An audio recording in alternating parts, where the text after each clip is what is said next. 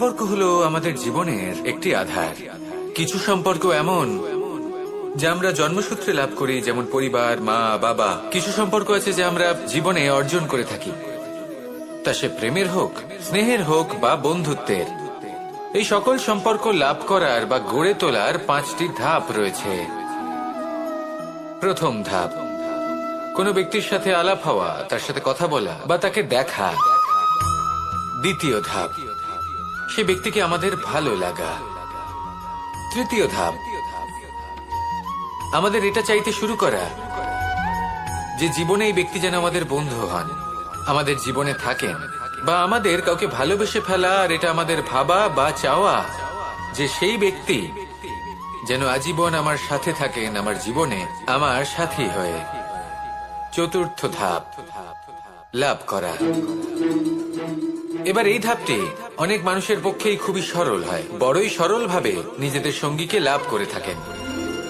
কিছু মানুষের জন্য এই ধাপ অত্যন্ত কঠিন হয়ে থাকে। অনেক প্রতিকূল পরিস্থিতির উপর জয়লাভ করে তারা সঙ্গীকে লাভ করেন, কিন্তু লাভ অবশ্যই করেন। এরপরে আসে পঞ্চম, অন্তিম এবং সবথেকে গুরুত্বপূর্ণ ধাপ। সেটা হলো সেই সম্পর্ক পালন করা। এটা হলো এমন এক বিষয় যা প্রত্যেক মানুষের শেখা উচিত। যদি ব্যক্তি নিজের জীবনে সম্পর্ক রক্ষা করতে শিখে যান, তবে প্রত্যেক সম্পর্ক তার জীবনকে স্বর্গ করে তুলবে। আসুন আর আমার সাথে ভালোবেসে বলুন, রাধা রাধা। সুখ এবং দুঃখ, এই দুই হলো আমাদের জীবনের অবশ্যম্ভাবী এবং গুরুত্বপূর্ণ অঙ্গ। আমাদের সকলের জীবনে কখনো সুখও আসে, আবার কখনো দুঃখও আসে। আমরা সবসময় ভাবি আমরা কিভাবে সুখ লাভ করব, কিভাবে আমরা দুঃখ থেকে দূরে থাকতে পারি। আর এই জীবনে যা কিছুই ঘটুক না কেন, সেই সবকিছু আমরা সুখ এবং দুঃখের মাপদণ্ডে মেপে থাকি। এবার এখানে একটা ছোট্ট বিষয় আছে। এটা ভেবে দেখতে হবে যে কে আসলে সুখী ব্যক্তি। সুখী ব্যক্তি হলেন তিনি যিনি নিজের জীবনে নিজের কর্মের বিশ্লেষণ করে থাকেন, সেই বুঝে পদক্ষেপ নেন। উনি কি করতে চলেছেন সেটা উনি জানেন, আর যদি ওনার কোনো দোষ থাকে বা ভুল থাকে তাহলে সেগুলো শুধরে নিয়ে এগিয়ে চলেন। সেই জন্য উনি সুখী হন। অন্যদিকে যে ব্যক্তি দুঃখী, তিনি কি করেন? তিনি নিজের উপর নয়, অন্যের উপর নিজের নজর রাখেন যে তিনি কি করছেন, কিভাবে কর্ম করছেন। ওনারা অন্যের নিন্দা করেন, অন্যের সাফল্য দেখে ঈর্ষা করেন, ক্রুদ্ধ হয়ে যান, ওনাদের বাধা দিতে চেষ্টা করেন। সেই জন্যই তো ওনারা দুঃখী হন। এই সংসারে এমন অনেক ব্যক্তি আছেন যারা এই কারণে দুঃখী নন যে তাদের জীবনে দুঃখ আছে। তারা এই কারণে দুঃখ পান কারণ অন্যের জীবন অনেক বেশি সুখের। দেখুন, শেষ পর্যন্ত আপনাকে নিজের কর্মের প্রতি মনোসংযোগ করতেই হবে, অন্যের প্রতি নয়। কারণ আপনার জীবনে আপনার কর্ম হলো এমন একটা জিনিস যা আপনার নিয়ন্ত্রণে আছে। নিরন্তর চেষ্টা করতে থাকুন, নিজের কর্মকে বুঝতে শিখুন, শুধরে নিন, নিজেকে শ্রেষ্ঠ করে তুলুন। তখন সাফল্য নিজে থেকে আপনার কাছে আসবে, আর এই মন প্রসন্ন হয়ে বলবে, রাধা রাধা। জীবনে সবথেকে বেশি গুরুত্বপূর্ণ বস্তু কি? বাড়ি, বাহন, সোনা, ধন। যদি আমি সত্যি বলি তাহলে জীবনে সবথেকে বেশি গুরুত্বপূর্ণ বস্তু কোনো বস্তুই নয়। যদি কিছু গুরুত্বপূর্ণ থাকে তাহলে তা হলো অনুভূতি, করুণা, মিত্রতা, মাতৃত্ব, বাৎসল্য, আর সবথেকে বেশি গুরুত্বপূর্ণ ভালোবাসা। নিজেদের এই জীবনে যদি আপনি শুধুমাত্র বস্তুর খেলাতে মেতে থাকেন তাহলে জীবনে আনন্দ কখনোই থাকবে না। নিজের এই জীবনকে অনুভূতির পীঠস্থান বানিয়ে তুলুন। এই মন প্রসন্ন হয়ে বলবে, রাধা রাধা। আশা এবং বিশ্বাস মানুষের জীবনের দুই অমূল্য স্তম্ভ। এটাই হলো ঢাল এবং এটাই হলো অস্ত্র। এটাই আমাদের রক্ষা করে এবং এটাই আমাদের জীবনের পথ প্রশস্ত করে। কিন্তু ছোট একটা সমস্যা আছে। এবার যদি আপনি বটবৃক্ষের থেকে এই আশা রাখেন যে এ আমাকে ফল দেবে, তাহলে সেই আশা ভঙ্গ হওয়াই স্বাভাবিক। আর যদি আপনি বিশ্বাস করেন যে খেজুর গাছ আপনাকে ছায়া প্রদান করবে, তাহলে সেই বিশ্বাসও অবশ্যই ভঙ্গ হবে। তাহলে কি করা উচিত? চোখ বন্ধ করে যে কাউকে বিশ্বাস করার আগে বা যে কারোর থেকে আশা রাখার আগে নির্বাচন করুন যে কার ওপর বিশ্বাস রাখতে চান, কার ওপর আশা রাখতে চান। তবে আমি তো বলবো যে বিশ্বাস করতে হলে নিজের ওপর করুন, যে এই সংসারে এমন কোনো কাজ নেই যা আপনি করতে পারেন না। আর শুধু কর্ম করতে থাকুন আর ভরসা রাখুন ঈশ্বরের ওপর, যে উনি আপনার কর্ম দেখবেন আর আপনাকে আপনার কর্মফল অবশ্যই দেবেন, আপনাকে সাফল্য দেবেন। যদি আপনার বিশ্বাস অটল হয়, নিরন্তর পরিশ্রম করেন, তাহলে ঈশ্বর কখনোই আপনার আশা ভঙ্গ হতে দেবেন না। আসুন আর আমার সাথে ভালোবেসে বলুন, রাধা রাধা। জীবনে যখন আমরা কোনো পরিস্থিতির সম্মুখীন হই, তখন আমাদের সামনে দুটো পথ থাকে। তাদের মধ্যে কোনো একটা নির্বাচন আমাদের করে নিতে হবে, এই মনে করে নিতে হবে।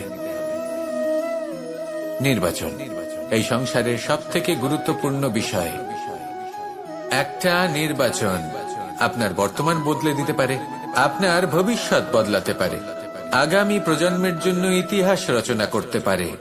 একটা নির্বাচন। এবার দেখুন, যে পরিস্থিতি আপনার সামনে আছে, আপনাকে সেই পরিস্থিতির সম্মুখীন হতেই হবে, সেই কষ্ট সহ্য করতেই হবে, সেই মতোই কাজ করতে হবে। শুধু এই বিষয়টা নির্বাচন করতে হবে যে এই পরিস্থিতির সম্মুখীন হওয়ার সময় আমি কি দুর্বল হয়ে থাকব নাকি আমি শক্তিশালী হয়ে থাকব। এই নির্বাচন এই মনের মধ্যে করতে হবে। আর এই নির্বাচন হলো সবথেকে বেশি গুরুত্বপূর্ণ নির্বাচন। যদি নিজের মনকে শক্তিশালী করে তুলে সেই পরিস্থিতির সম্মুখীন হন, তাহলে কিছুই আপনাকে বাধা দিতে পারবে না। পূর্ণ নিষ্ঠার সাথে, সাহসের সাথে এই মনকে শক্তিশালী করে তুলুন, তাহলে কোনো সংকট আপনাকে না বাধা দিতে পারবে না ভাঙতে পারবে। আপনি নিজে সাফল্যের শিখরে পৌঁছতে পারবেন, আর এই মন প্রসন্ন হয়ে বলবে, রাধা রাধা। আমরা আমাদের জীবনের লক্ষ্য প্রাপ্ত করার জন্য কি না করে থাকি। আমরা ভাবনা চিন্তা করে থাকি, কত জ্ঞান অর্জন করে থাকি, তারপরে আমরা পরিকল্পনা করি আর প্রচেষ্টা করি। এবার প্রথম চেষ্টাতেই সাফল্য লাভ করব সেটা নাও হতে পারে, বরং ইতিহাস সাক্ষী যে প্রথমবার প্রচেষ্টা করে সাফল্য লাভ করার সম্ভাবনা অত্যন্ত কম। আর যে কোনো সফল ব্যক্তিকে দেখুন, আপনি বুঝবেন সেই ব্যক্তি বারবার প্রচেষ্টা করে, চেষ্টা করা থামায় না, তবেই সেই ব্যক্তি একদিন সাফল্য লাভ করেন। সেই জন্য আপনিও প্রচেষ্টা করা কখনো বন্ধ করবেন না, করতেই থাকুন। যখন আপনি প্রথমবার প্রচেষ্টা করেন তখন আপনি একা থাকেন, কিন্তু যখন আপনি দ্বিতীয়বার প্রচেষ্টা করেন তখন আপনার সাথে কিছু বিগত প্রচেষ্টার অভিজ্ঞতা থাকে। চেষ্টা করতে থাকুন, সাফল্য আপনার কাছে আসতেই চলেছে। আসুন আমার সাথে ভালোবেসে বলুন, রাধা রাধা। যখন মানুষের মৃত্যু হয় তখন কি হয়? অনেক সংখ্যক মানুষ শোক পালন করতে চলে আসেন। যে ব্যক্তি মৃত্যু লাভ করেছেন তার অনেক বস্তু থাকে যেগুলো তার প্রিয়, যেগুলো তিনি ব্যবহার করেছেন। তার শয্যা, তার বস্ত্র, তার আভূষণ সবকিছু তার থেকে বিচ্ছিন্ন করা হয় এবং খালি হাতে তাকে শ্মশানের উদ্দেশ্যে রওনা করা হয়। আমি আপনাকে এই প্রশ্ন করতে চাই, আপনি এই সংসারে কি অর্জন করেছেন? ধন সম্পত্তি, বস্ত্র, আভূষণ, এই সবকিছু যে আপনি অর্জন করেছেন, আপনার মৃত্যুর পরে তা আপনার থেকে দূর হয়ে যাবে। এর উত্তর হলো একটাই, আপনার কর্ম। শুধু সেটাই আছে যা একান্ত আপনার, আর শুধু সেটাই এই সংসার থেকে চলে যাওয়ার পরেও সংসারেই জীবিত থাকবে। যদি আপনি দুষ্কর্ম করেন তাহলে এই সংসার আপনাকে একটি অনুচিত উদাহরণ হিসেবে মনে রাখবে যে এই ব্যক্তি খুব পাপী ছিল, অনুচিত কর্ম করতেন। যে পথে তিনি চলেছেন সেই পথে কারোর চলা উচিত নয়।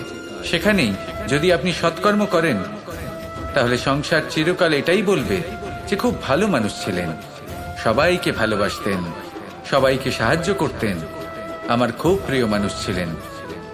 এটাই হলো শ্রেষ্ঠ কর্ম। সেই জন্য জীবনে শুধুমাত্র ধন, সম্পত্তি, আভূষণ এই সব অর্জন করতে গিয়ে নিজের মনোনিবেশ করবেন না।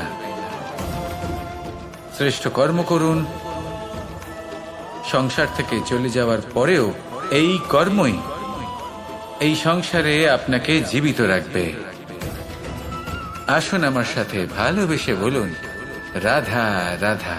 পুরাণে আমরা দেখেছি যে মাতা পিতা কতটা মহান হতে পারেন। কিভাবে শ্রী গণেশ নিজের মাতা পিতাকে পরিক্রমণ করলেন এবং পরম পূজনীয় হয়ে উঠলেন। কিভাবে ভক্ত শ্রবণ নিজের অন্ধ মাতা পিতাকে তীর্থযাত্রায় নিয়ে যাবেন বলে নিজের কাঁধে ওনাদের বসালেন এবং বয়ে নিয়ে গেলেন। এরকম অনেক অমূল্য শিক্ষা আমরা লাভ করে থাকি পুরাণ থেকে। কিন্তু এসব কথা হলো পুরাণের কথা। কথা বলা যাক আমাদের জীবন নিয়ে। আমাদের এই জীবনে আমাদের মাতা পিতা কেন আমাদের কাছে এতটা অমূল্য? কেন আমরা ওনাদের এতটা ভালোবাসি? কেন আমরা ওনাদের এত সম্মান করি? আর কেনই বা ওনাদের এতটা সম্মান করা উচিত? মমতার কারণে। মায়ের মনের এক ধরনের মমতা, পিতারও এক ধরনের মমতা। এই দুইয়ের মমতা ভিন্ন, কিন্তু এনাদের দুজনের মমতার কেন্দ্রবিন্দু হলো ওনাদের সন্তান। মাতা মমতার কারণে সকালে তাড়াতাড়ি উঠে পড়েন, খাবার তৈরি করেন, এটা ভাবেন যে আমার সন্তান যেন অভুক্ত না থাকে।